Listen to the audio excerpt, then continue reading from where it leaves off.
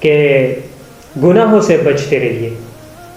سب سے آسان حل یہ ہے کہ گناہوں سے بچیے، کیونکہ جب آپ ایک گناہ کرتے ہو تو آپ کے دل پر ایک چھوٹا سا کالا داغ لگ جاتا ہے۔ اس کے بعد اگر آپ جلدی نیکی کرتے ہو وہ داغ مٹ جاتا ہے، ورنہ وہاں ہی رہا ہی جاتا ہے، وہ رہتا ہے وہاں پر۔ اس کے بعد دوسرا گناہ، وہ داغ بھی لگ جاتا ہے۔ تیسرا گناہ، وہ داغ بھی لگ جاتا ہے۔ نیکی نہ کرتے ہو اور گناہ کرتے ہو تو داغ لگ جاتا ہے، تو یہ دل سارا کا سارا کالا بن جاتا ہے۔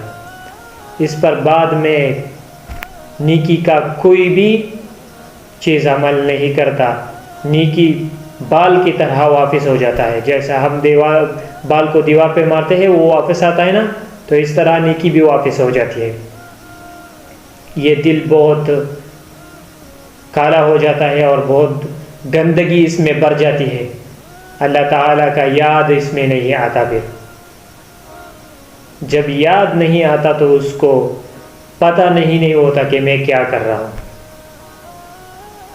خودکشی کر رہا ہوں، زنا کر رہا ہوں، شراب پی رہا ہوں، کچھ بھی پتہ نہیں ہوتا۔ نماز کا چھوڑنا، زنا کرنا، شراب، جواری، یہ سب چیزیں بعد میں شروع ہو جاتی ہیں۔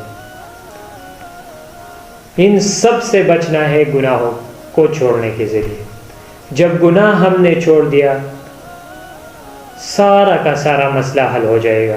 اگر گناہ ہو جائے تو فوراً نیکی اور استغفار، کسی کا حق مارا ہے تو وہ حق ان کو واپس کر کے، توبہ کر کے، ان سے معافی مانگ کے، اور فوراً اس کے بعد فوراً جو ہے وہ نیکی کرنا ہے۔